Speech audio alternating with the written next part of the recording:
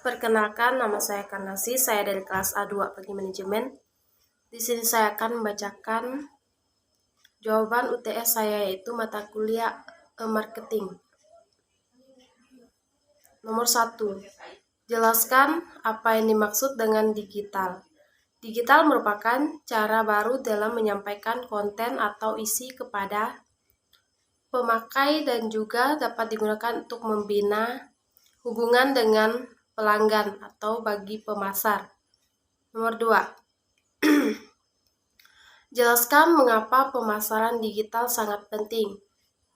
Karena untuk memudahkan komunikasi dengan konsumen akan merasa dihargai bila dilayani dengan baik dan cepat oleh perusahaan. Begitu juga jika perusahaan mengeluarkan produk baru, bisa melakukan promosi secara langsung kepada konsumen. 3. Jelaskan apa yang dimaksud dengan crowdsourcing. Crowdsourcing adalah contoh kuat cara kerja alat digital yang memungkinkan orang mempunyai cara berpikir tertentu. Dalam istilah sederhana, crowdsourcing adalah model pemecahan masalah yang mengandalkan komunitas aktif untuk menemukan solusi terhadap masalah tersebut. Crowdsourcing sangat bergantung pada alat dan bentuk komunikasi yang dimungkinkan oleh internet. Nomor 4. Jelaskan perbedaan crowdsourcing dengan peer-to-peer lending. Jika crowdsourcing lebih bersifat sukarela, peer-to-peer lending atau yang sekarang dikenal dengan istilah vintage lending mengusung konsep yang sama, tetapi skemanya berbeda karena peer-to-peer lending bersifat pinjaman. Nomor 5. Jelaskan apa yang dimaksud dengan crowdfunding dan agar dana yang didapatkan dari crowdfunding lebih optimal, ada 3 hal yang perlu dilakukan. Sebutkan dan jelaskan ketiga hal tersebut. Crowdfunding atau urun dana atau penggalangan dana adalah proses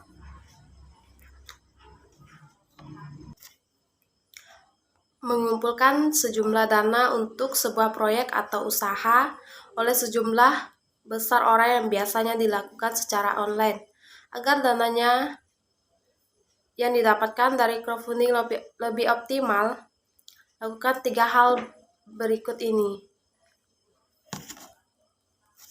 Yang pertama, membuat proposal usaha dengan menarik. Siapkan proposal usaha yang menarik, interaktif, dan informatif. Proposal yang diajukan sebaiknya berisi tentang informasi detail mengenai prospek bisnis ke depannya, mulai dari jenis bisnis, proses manajemen,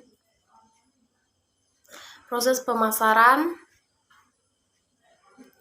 dan tujuan utama dari bisnis yang dijalankan. Sajikan informasi tersebut secara detail dan lengkap melalui teks atau tulisan, gambar, maupun video.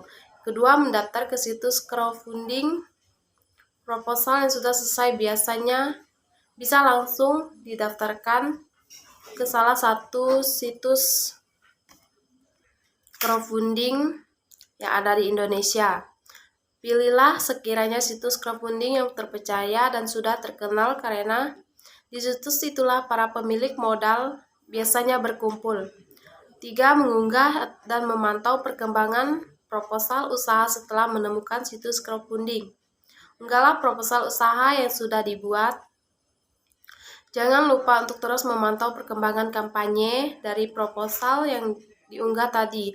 Apabila salah seorang pemilik modal bertanya mengenai prospek usaha yang tertera di crowdfunding, jawablah dengan singkat, padat, dan jelas. Jangan terlalu melebih-lebihkan bisnis yang akan dijalankan, karena hal ini justru akan membuat pemilik modal agak ragu dengan prospek bisnis ke depannya.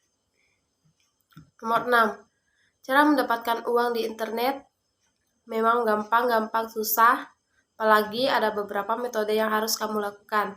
Bagi kamu yang ingin mendapatkan uang di internet, berikut ini adalah cara-caranya. Coba Anda jelaskan cara-cara mendapatkan uang di internet. Cara-caranya adalah yang pertama, unduh aplikasi microtasking. Cara pertama untuk mendapatkan uang di internet adalah mengunduh aplikasi microtasking. Untuk mengunduh aplikasi ini, kamu hanya perlu menggunakan smartphone dengan mengunduh aplikasi yang memberikan reward. Jika kamu sudah melakukan registrasi dan login, maka kamu akan diminta untuk melakukan tugas. Misalnya, mengunduh aplikasi, membuka kunci smartphone, hingga membaca artikel atau berita.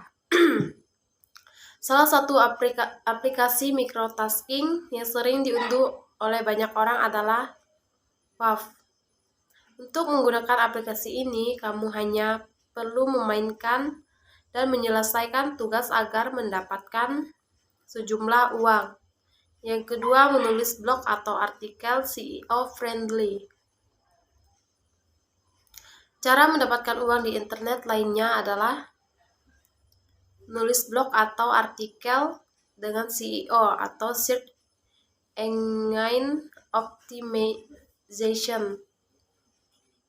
Untuk memulainya, kamu harus memiliki minat menulis dan menentukan jenis tulisan yang akan dibuat seperti kesehatan, gaya hidup, otomotif, teknologi, hingga kuliner. Selain itu, kamu juga bisa membuat blog atau menulis posting dengan SEO friendly agar bisa masuk ke halaman pertama mesin pencarian seperti Google, Yahoo, dan Bing.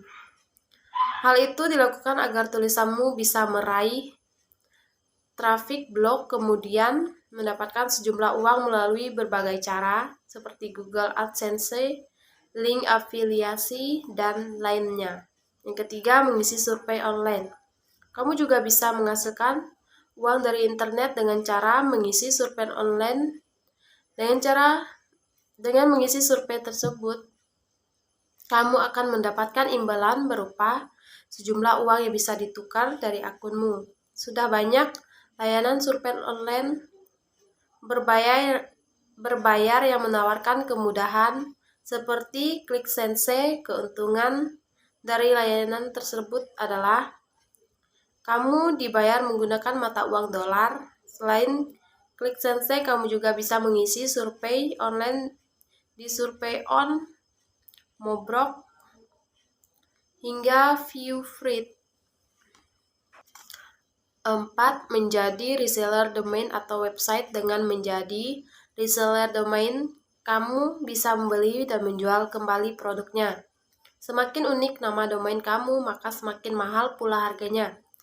Untuk membeli domain, kamu harus menuju penyediaan domain yaitu Niaga Hoster, Hostinger, Domainnesia, dan lainnya. Selanjutnya, kamu hanya perlu menunggu pembeli menghubungi kamu atau menjualnya kembali di situs flipek.com dan lainnya. Kamu juga bisa menjual blog atau website dengan konsep yang sama, yakni membeli domain. Kelima, menjadi freelance di berbagai bidang dengan bayaran yang sama seperti pekerjaan kantor dan jam kerja yang fleksibel. Kamu bisa menekuni bidang freelance di berbagai bidang. Misalnya, kamu bisa mendaftar di situs seribulancer.com. Dalam situs tersebut, kamu bisa mencari dan menawarkan jasa seperti pembuatan dan pengembangan website, menulis artikel, desain, hingga administrasi. Keuntungan yang bisa kamu dapatkan sebagai freelance adalah memiliki banyak kenalan, sebab hal tersebut berkaitan dengan orang yang berbeda setiap harinya. Nomor 7. Apa yang dimaksud dengan analisis web? Mengapa analisis web begitu penting? Apa tujuan melakukan analisis web tersebut? Analisis web juga dikenal sebagai analisis lalu lintas atau pengendalian web, berfungsi untuk meningkatkan efisiensi dan memantau kesuksesan situs web jangka panjang. 6 alasan mengapa analisis situs web penting untuk pertumbuhan bisnis Anda. Yang pertama, kenali pengunjung Anda dengan baik dan tingkat pengalaman pengguna.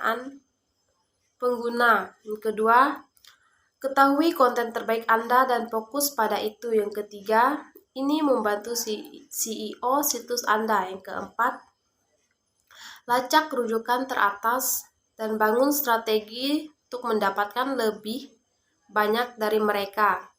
Kelima, manfaatkan tautan keluar teratas Anda sebagai peluang kemitraan. Yang keenam, melacak metrik e-commerce Anda dengan mudah dan memanfaatkannya untuk lebih banyak penjualan. Tujuan melakukan analisis web adalah banyak statistik kunci dihitung dan diamati sebagai bagian dari analisis web secara umum. Masing-masing indikator ini merupakan insentif untuk mengambil tindakan terhadap perbaikan. Oleh karena itu, sangat penting bagi operator situs web untuk fokus pada tujuan utama mereka dan menetapkan prioritas dengan benar.